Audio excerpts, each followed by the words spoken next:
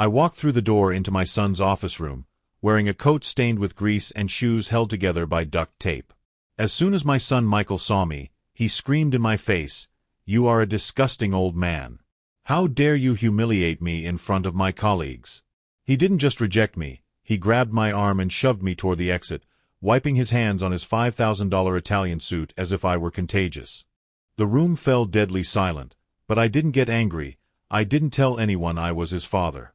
I just stared at my son with pity. As the security guards reached out to grab me, the elevator doors behind us dinged open. The entire board of directors rushed in, but they didn't walk toward Michael. They walked straight to me and bowed their heads. Michael thought he was kicking out his homeless old father. He had no idea he was doing this to the only man in the building who had the power to turn him from a CEO into a nobody with a stroke of a pen. Before I tell you how his arrogance turned into pure terror when I sat in his chair, let me know where you are watching from in the comments. Hit like and subscribe if you believe that no father should ever be looked at with disgust by the child he sacrificed everything to raise. My name is Robert, I'm 68 years old, and for the last decade, I have been the silent chairman of the global tech group. My son Michael thinks he built this company from scratch. He thinks his brilliance secured the funding, the skyscrapers, and the jets. He doesn't know that I have been the anonymous angel investor signing every single check from the shadows. The day of the reckoning began in the lobby of the very tower I paid for. I had traded my bespoke suit for rags I found at a Goodwill bin. I wanted to see the truth. I wanted to see what kind of man my son had become when he thought no one important was watching. The atmosphere in the lobby was cold and sterile, smelling of expensive lilies and corporate arrogance. I shuffled toward the front desk, leaning heavily on a cane. The receptionist, a young man with a headset, wrinkled his nose as I got close.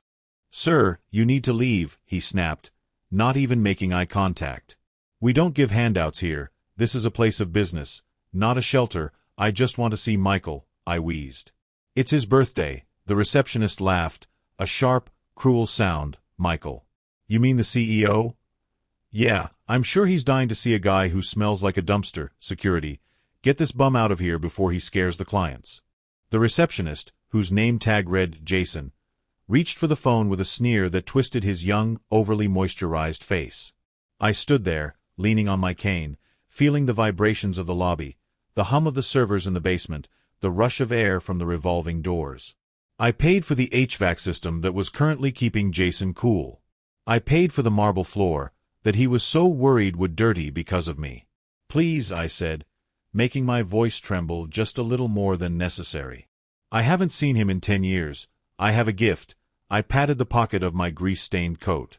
Inside was a small, wooden box. It wasn't expensive, but it held the first watch Michael ever dismantled and put back together when he was 6. It was the moment I knew he was an engineer at heart. Or so I thought. A gift. What is it? A half-eaten sandwich. Jason laughed, looking around the lobby for an audience. A few well-dressed employees in sharp suits chuckled as they passed, not stopping to look at the human being standing there.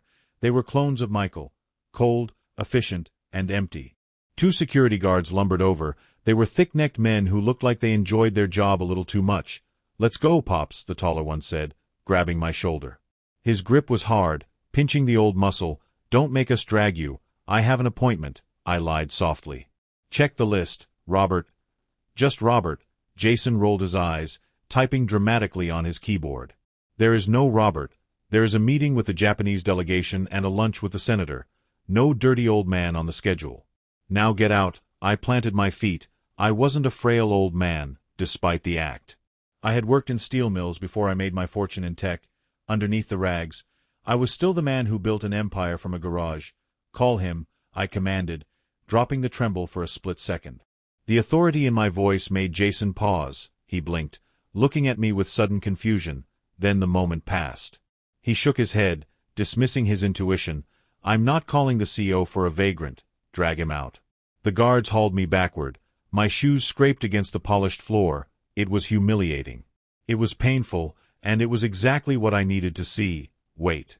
The voice came from the side. A young woman, pushing a cart full of cleaning supplies, stepped forward. She looked terrified, her uniform slightly too big for her. He can wait in the loading dock," she stammered. "It's cold outside. Let him sit by the heater in the back until he feels better." "Please, Jason." Jason looked at her with the same disgust he showed me. "Stay in your lane, Maria." Or do you want to join him on the street? Maria flinched, but she didn't back down completely. It's raining, she whispered.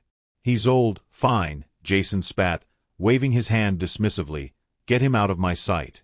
If he steals anything, it's coming out of your paycheck. The guards released me with a shove. I stumbled, catching myself on Maria's cart. She looked at me with big, sorrowful eyes. I'm sorry, sir, she said softly. Come with me. As I followed her toward the service corridors, leaving the golden glow of the lobby for the gray concrete of the back hallways, I made a mental note, Maria, first name on the list of people who would survive the storm that was coming. Jason was the first name on the other list. Maria sat me down on a plastic crate near the freight elevator. She brought me a cup of warm water because she couldn't afford coffee from the break room vending machine. Why are you really here? She asked, wringing out a rag. You don't look like the usual, homeless people we get. I'm here to visit my son, I said, sipping the water. It tasted like metal and chlorine, but I accepted it like it was vintage wine. He works on the top floor. Maria's eyes went wide. The top floor? That's executive. That's Mr. Sterling's floor. Mr. Sterling, I repeated. Michael. She froze. You're Michael Sterling's father. She looked me up and down, trying to reconcile the billionaire tyrant she worked for with the man in the taped-up shoes. Hard to believe, isn't it? I smiled sadly. Tell me, Maria, is he a good boss? She hesitated. Fear flickered across her face. In this building, speaking the truth was dangerous. He is very powerful, she said carefully. He drives nice cars. That's not what I asked. She looked over her shoulder, checking for supervisors. Then she leaned in, her voice a whisper. He cut our health care last month. He said the company needed to trim the fat to maximize the quarterly bonus for the board. My daughter has asthma. I don't know how I'm going to pay for her inhalers. My grip tightened on the paper cup until it crumpled. He did what? He fires people for looking at him wrong, she continued, the floodgates opening. He throws things. He screams. He makes the interns cry. Last week, he fired a woman just because she was pregnant and he didn't want to pay for maternity leave. He called it restructuring. I felt a cold fire in my chest. This wasn't just arrogance. This was cruelty. I had raised Michael to be strong, yes, but I had also taught him that strength was for protecting those who couldn't protect themselves. Somewhere along the way, between the Ivy League education I paid for and the CEO chair I gifted him, he had become a monster. I see, I said, standing up. The pain in my knees was gone, replaced by adrenaline. Thank you for the water, Maria. And for the truth, where are you going? She asked, alarmed. You can't go up there. You need a passkey for the elevator. I walked to the freight elevator. It was a scuffed, heavy-duty lift used for moving furniture and trash. There was a keypad on the wall. I don't need a key, I muttered. I punched in a code, 09041988, Michael's birthday. The light on the panel turned red. Access denied. I paused, of course. He would have changed the codes. He wouldn't want the old codes working. I tried another one. 0-0-0-0-0-0, the default factory setting for the emergency override, something I insisted on keeping in the system architecture back when we built the place, in case of fire. The light blinked green. The heavy doors groaned open. How did you do that? Maria gasped. I know a lot about old buildings, I said. Stay here, Maria. Things are going to get loud. I stepped inside and pressed the button for the 50th floor. The penthouse. The ride up was slow. The freight elevator didn't have the smooth, silent glide of the guest lifts. It rattled and shook, smelling of hydraulic oil and garbage. It was fitting. I was coming up from the bowels of the building to purge the rot at the top. As the numbers ticked up, 20, 30, 40, I checked my reflection in the polished metal wall. I looked pathetic. My beard was overgrown, gray and patchy. The grease on my coat was real. I had rubbed it on from a car engine earlier that morning. I looked like a failure. Good, if Michael could see past this, if he could see his father and not just a beggar, maybe there was hope. Maybe I wouldn't have to destroy him. The elevator dinged at floor 50. The doors opened directly into a service corridor that led to the main executive lobby. I stepped out, the thick plush carpet swallowing the sound of my duct-taped shoes. The walls here were lined with modern art. Pretentious splashes of red and black that cost more than Maria made in 10 years. I recognized one, a Basquiat. I had bought it for the company collection. Michael had moved it to his private floor. I turned the corner and found myself in the outer sanctum. A desk made of glass and chrome sat in the center, manned by a severe-looking woman with glasses on a chain. This was Sarah, his executive assistant. I remembered her. She used to send me Christmas cards on Michael's behalf. She didn't look up as I approached. Delivery for the kitchen. Take it to the back. Hello, Sarah, I said. She froze. Her head snapped up. She squinted at me, disgust curling her lip, before recognition slowly dawned in her eyes. Mr. Sterling. Hello, Sarah. Oh my God. She stood up, knocking over her stapler. Sir, you look... What happened? We thought you were... traveling. Michael said you were on a spiritual retreat in the Himalayas. Is that what he said? I chuckled humorlessly. No. I've been closer than that. Is he in? Yes, but... She looked panicked. She moved out from behind her desk, blocking the double mahogany doors. Sir, you can't go in there. He has the investors from Dubai. It's the merger deal. It's critical. Perfect, I said.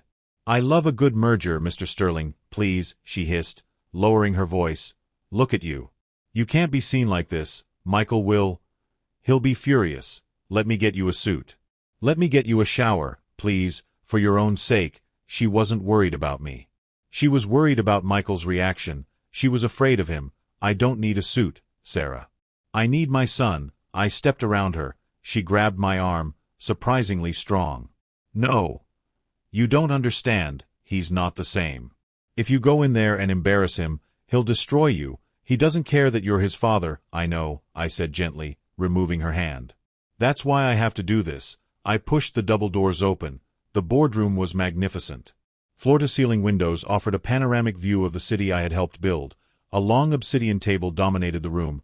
Around it sat 6 men in impeccable suits, sipping sparkling water. And at the head of the table sat Michael. He looked good. I had to give him that. He had my jawline, my dark eyes. He was wearing a navy Italian suit that fit him like a second skin. He was laughing at something one of the investors had said, a charming, practiced laugh that didn't reach his eyes. The sound of the doors opening made everyone turn. The laughter died instantly. For a few seconds, there was total silence. The investors looked at me, then at Michael, confused. They probably thought I was an eccentric genius or a lost janitor. Michael's face went through a complex gymnastics routine. Shock, recognition, disbelief. And finally, pure, unadulterated rage. What is the meaning of this? Michael stood up, slamming his hand on the table. Sarah. Security. Michael, I said, stepping into the room. I let my cane tap loudly on the floor. Happy birthday, son. The investors exchanged glances. One of them, a man I recognized as Mr. Al-Fayed, raised an eyebrow. Son. Mr. Sterling, is this? Michael's face flushed a deep crimson. No. No, this is a mentally ill man who has been stalking my family. He thinks he's my father. It's a tragedy, really. He looked me dead in the eye. He denied me. He looked at his own father, the man who taught him to ride a bike, who sat by his bed when he had fever, who sold his own vintage car collection to fund Michael's first startup. And he called me a stalker. I have a gift for you, Michael, I said, continuing the charade. I pulled the wooden box from my pocket. Do you remember? The watch. I walked toward him. The smell of the room, expensive cologne and leather, was overpowering. Get away from me, Michael shouted.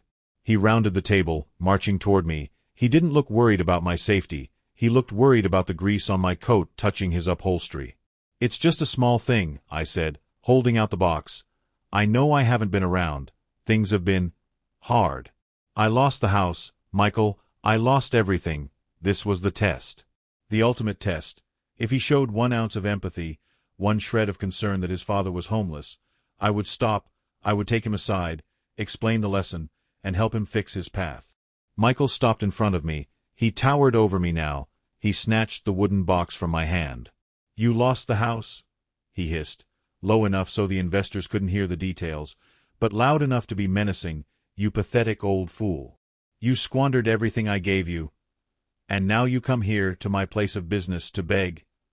I'm not begging, Michael. I just wanted to see you. Michael looked at the box. He didn't open it. He didn't look at the watch inside that symbolized our bond. He walked to the window. You want to give me a gift? He asked loudly, turning back to the room. Here's what I think of your gift. He threw the box. He didn't just toss it. He hurled it out the open ventilation window near the balcony. I watched as the small wooden box, containing the memory of his childhood, spun out into the gray sky, falling 50 stories down to the street below. Oops, Michael sneered. The investors looked uncomfortable. Al-Fayed cleared his throat. Mr. Sterling, perhaps we should reschedule. Sit down, Michael snapped at them. We are closing this deal today. He turned back to me, his eyes cold and dead. You are a disgusting old man. How dare you humiliate me in front of my colleagues? He grabbed my arm. His grip was stronger than the security guards. He shoved me toward the door. I stumbled, my cane clattering to the floor. I fell to my knees. Look at him, Michael laughed, wiping his hands on his suit as if I were a disease. Filth, Sarah. Where the hell is security? I stayed on the floor for a moment. I looked up at him. I looked at the man who was my legacy. Michael, I said softly, you have forgotten who you are. I know exactly who I am, he spat, looming over me. I am the CEO of Global Tech. I am a god in this city. And you? You are nothing. You are a bad memory. He raised his foot, as if to kick my cane away, or perhaps to kick me. Ding, the elevator doors behind us, the main executive elevators, not the freight one, chimed. Michael froze. He looked at the doors, annoyed. I told them no interruptions. The doors slid open. And the board of directors walked out. There were 12 of them, men and women in dark suits, carrying heavy briefcases. They were the true power of the corporation, the people Michael answered to, or rather, the people he thought he answered to. Leading them was Eleanor Vance, the eldest member of the board. She was a woman of iron and steel, someone Michael feared. Michael's demeanor changed instantly. He smoothed his suit, put on a fake smile, and stepped over me to greet them. Eleanor, gentlemen. Michael spread his arms. I wasn't expecting you until the quarterly review next week, but please, come in. We were just dealing with a security breach, a senile old intruder. He pointed back at me, still on the floor. But the board didn't look at Michael, they didn't smile, they didn't shake his hand. They walked right past him. The room fell deadly silent. The air seemed to be sucked out of the space. Eleanor walked straight to me. She didn't look at my grease stains or the duct tape on my shoes. She looked at my eyes. She knelt down, in front of the CEO, in front of the Dubai investors. The chairwoman of the board knelt on the floor in her Chanel suit. Sir, she said, her voice trembling with respect. We received your signal. We came as fast as we could. She offered me her hand. I took it and pulled myself up. I dusted off my knees and looked at Michael. His jaw was hanging open. His eyes darted between me and the board, trying to compute the impossible. Eleanor? Michael stammered. What are you doing? That's my father. He's broke. He's nobody. I straightened my back, letting the naive old man posture drop away. I stood to my full height. I didn't need the cane, but I held it like a scepter. I am not nobody, Michael, I said, my voice changing. The wheeze was gone, replaced by the baritone boom that used to command factory floors and Senate hearings. I walked past Michael and sat at the head of the table, his chair. I spun it around to face him. I am the chairman, I said. Michael laughed. It was a nervous, high-pitched sound. Chairman. Dad, you're delusional. The chairman is anonymous. Nobody knows who he is. He lives in Zurich. He sends instructions via proxy. I live in a 3-bedroom house in the suburbs. I corrected him, and I don't send instructions.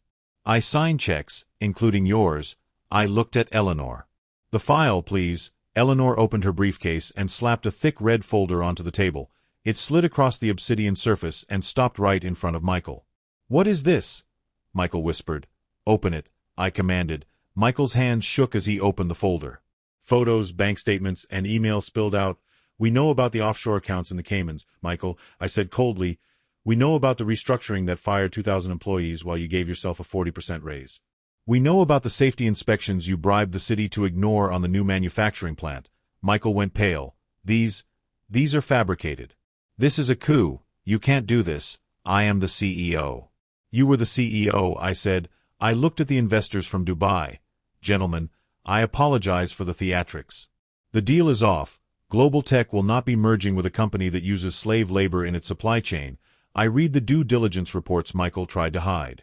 Mr. Al-Fayed stood up, buttoned his jacket, and looked at Michael with disdain. Thank you for the warning, sir. We will take our business elsewhere. They left. The room was emptying, leaving only the board, Michael, and me. You can't do this, Michael screamed, his composure shattering. I built this. I made this company profitable. You made it cruel, I roared, slamming my fist on the table. The sound echoed like a gunshot. I built this company to help people, to innovate. You turned it into a piggy bank for your ego. I stood up and walked toward him. Michael shrank back. He looked small now. The $5,000 suit looked like a costume on a child. I gave you everything, Michael. I stepped back into the shadows 10 years ago because I wanted you to shine. I wanted you to be your own man. I thought if I wasn't watching over your shoulder, you would grow confident. I leaned in close, but you didn't grow, you rotted. Dad, please, Michael whimpered. The arrogance was gone, replaced by the terror I had promised. I can fix it. I can change. Don't fire me. This is my life. I'm not just firing you, Michael, I said softly. I pulled a document from my inside pocket. It was crumpled and stained with grease, but the signature at the bottom was legally binding. This is a revocation of the blind trust, I explained. As of 9 a.m. this morning, I have dissolved your equity stake in the company. You don't own shares anymore. You don't have stock options. You stole my money? It was never your money. I shouted. It was my money. It was the company's money. You were a steward, and you failed. I turned to the security guards, the same ones who had dragged me across the lobby. They were standing by the door, looking unsure. Gentlemen, I said, do you work for Global Tech, or do you work for Michael Sterling? The taller guard looked at Michael, then at me, then at the board standing behind me. He did the math. We work for Global Tech, sir. Good. Escort Mr. Sterling out of the building. What? Michael gasped. No. You can't. Dad.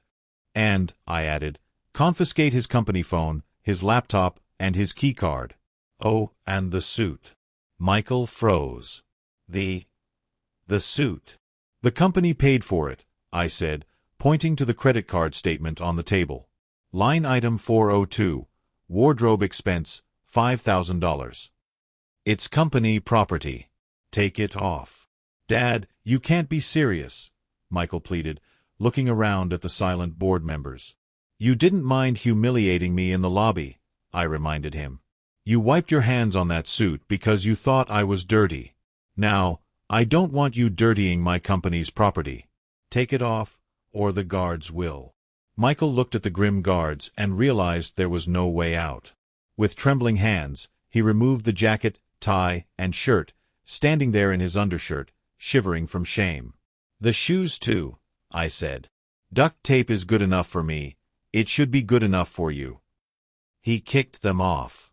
I waved my hand to dismiss him. Get him out. Dad. Michael screamed as the guards grabbed him. Where am I supposed to go?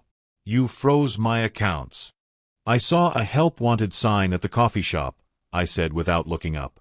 They need a dishwasher. Honest work builds character. I hate you, he screamed as they dragged him out. The silence returned. I slumped, feeling every one of my 68 years. I just lost my son, I told Eleanor. You lost him a long time ago, she said gently. Today, you just stopped pretending. Jason, the receptionist, appeared at the door holding coffee, shaking violently. Mr. Sterling, anything you need. Jason, I said. You're fired. You enjoyed the cruelty. Pack your things. I turned to Eleanor. We need a new CEO. Someone who knows the value of $1. Do you have someone in mind? Get me Maria, I said. The cleaner. She was the only person who offered a homeless man water. I can teach her strategy, but I can't teach a shark how to be human. Michael proved that. I stood up and walked to the window. Bring her up.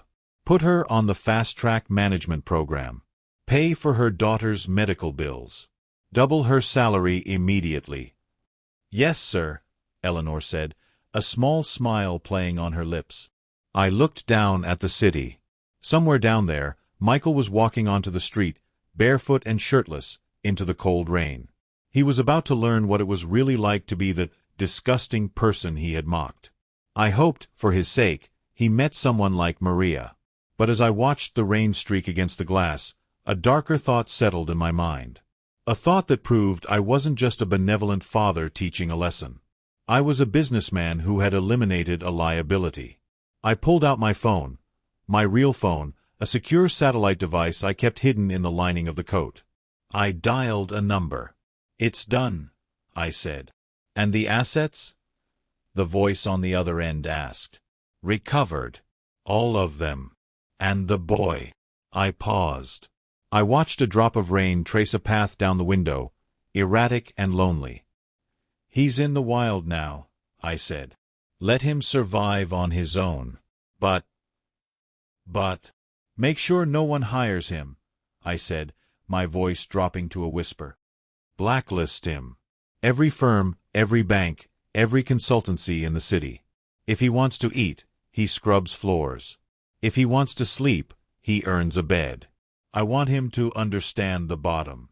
Truly understand it." "Understood, sir. That is harsh." "It's necessary," I said. "He needs to be broken so he can be rebuilt. Or he stays broken." I hung up. I turned back to the empty boardroom. The chair at the head of the table was empty again. It looked lonely. It looked powerful. I walked over to the trash can in the corner. I took off the grease-stained coat and dropped it in. I peeled the duct tape off my shoes. "Eleanor," I called out. "Yes, Robert." "Order me a car. And get me a suit. I have a company to run." As I waited for the elevator, I thought about the wooden box again. Maybe one day, years from now, Michael would find his own pieces of a watch. Maybe he would learn to put them back together. But until then, the silent chairman was silent no longer. The elevator doors opened. I stepped in. I didn't look back. The rain in the city was relentless. It washed away the grime of the day, but it couldn't wash away the smell of desperation in the alleyway behind the Italian restaurant. A man was hunched over the dumpster, sorting through the trash. He was wearing a torn t-shirt and pants that were 2 sizes too big, held up by a piece of rope. His hair was matted, his beard wild. He found a half-eaten loaf of garlic bread. He didn't hesitate. He took a bite, closing his eyes in gratitude. "Hey, you." The back door of the restaurant flew open. A chef in a white apron stepped out, holding a bucket of soapy water. "I told you to stop digging in my trash. You're scaring the customers." "I'm sorry," the man mumbled, backing away. I was hungry." "Get a job," the chef yelled, hurling the water at him. The man ducked, but the cold, soapy slush hit his legs. He scrambled back, slipping on the wet pavement. He fell hard, scraping his hands against the asphalt. "I'm trying," the man whispered to himself as the chef slammed the door. "I'm trying." He picked himself up. He limped toward the cardboard box he called home, tucked behind a generator that provided a little bit of warmth. As he sat down, shivering, he saw something in the puddle next to his box. It was a newspaper. Soaked, muddy, but readable. The headline on the front page stared up at him. "Global tech shares soar under new leadership. Interim CEO Maria Gonzalez announces record profits and new employee welfare program. Chairman Robert Sterling pledges $100 million to homeless shelters." The man stared at the photo. It was his father, looking sharp in a tuxedo, shaking hands with the mayor. And next to him was Maria, the cleaner he had ignored 1,000 times, looking radiant and strong. Michael Sterling stared at the photo. Tears mixed with the rain on his face. He reached into his pocket. He didn't have a phone. He didn't have a wallet. He had one thing. He had walked 10 miles yesterday to the base of the global tech tower. He had searched the bushes for hours until his fingers bled. But he had found it. He pulled out the wooden box. It was cracked. The hinge was broken. But the pieces of the watch were still inside. He opened it. The gears were rusted. The springs were bent. "I can fix it," Michael whispered to the rain. His voice cracked. "I can fix it." He took a small, rusted screwdriver he had found in the street and began to turn the tiny screws. His hands, once manicured and soft, were now calloused and steady. He worked by the light of the street lamp. He worked through the hunger. He worked through the cold. Click. A tiny gear snapped into place. Click. Another one. For the first time in 10 years, Michael wasn't thinking about stock prices or mergers. He wasn't thinking about his reflection in a mirror. He was thinking about how things worked. How things fit together. He was just a man, fixing a watch. And in the penthouse, 50 floors above the city, Robert stood on his balcony. He held a pair of binoculars. He was looking down into the alleyway. He saw the tiny figure huddled by the generator. He saw the flicker of movement as Michael worked on the watch. Robert lowered the binoculars. A single tear rolled down his cheek. "Fix it, son," Robert whispered into the wind. "Fix it, and come home." He turned and walked back inside, leaving the balcony door slightly ajar, just in case. 5 years later. The waiting room of the Second Chance engineering firm was small, but clean. It smelled of coffee and sawdust. Robert sat in the corner. He was older now, 73. He walked with a real cane these days. He was reading a magazine, but his eyes kept darting to the door marked Owner. The door opened. A man walked out. He was wearing jeans and a flannel shirt. His hands were stained with oil, but they were clean. He had a scar on his chin from a fight over a sandwich years ago. He looked tired, but his eyes were alive. "Next," the man called out. Robert stood up. He lowered the magazine. The man froze. He dropped the clipboard he was holding. "Dad," Michael whispered. Robert smiled. It was a genuine smile this time. "I hear you're the best mechanic in the district," Robert said. "My car is making a funny noise. Think you can take a look?" Michael looked at his father. Then he looked at the small shop he had built with his own hands, starting with a loan from a credit union and a bag of rusty tools. "It might cost you," Michael said, his voice thick with emotion. "I can pay," Robert said. "I have a job now. I work for a charity. They pay me in smiles." Michael laughed. It was a real laugh. Deep and loud. He walked over and hugged his father. He smelled of oil and sweat and hard work. He smelled like a man. "I missed you, Dad," Michael sobbed into his shoulder. "I missed you too, son," Robert said, holding him tight. "Welcome back." Hello guys, I'm the creator of this video. If you love the story, please like and subscribe to the channel. And let me know in the comments below what would you have done if you were in Robert's place.